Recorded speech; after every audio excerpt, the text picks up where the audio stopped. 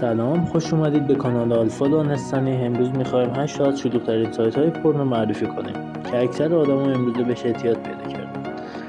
خب بزن بریم.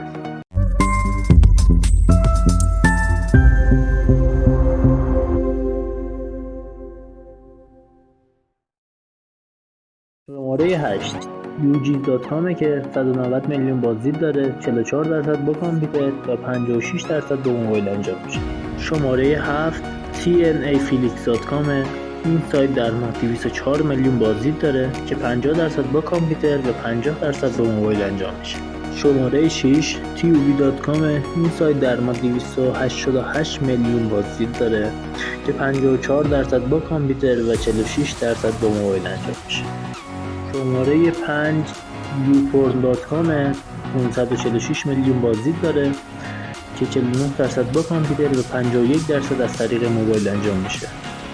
شماره 4 سایت Xhamster، این سایت در ماه 671 میلیون بازدید داره که 50% با کامپیوتر و 50% با موبایل انجام میشه. شماره 3 سایت XNXX.com که در ماه 1 میلیارد و 171 میلیون بازدید داره که 83% با موبایل و 17% با کامپیوتر انجام میشه.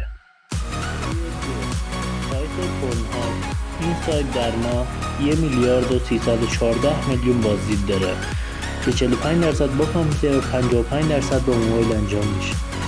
شماره 1 سایت ایکس ویدیو که در ماه 1 میلیارد و 607 میلیون بازدید داره که 33% از طریق کامپیوتر و 67% از طریق موبایل انجام میشه.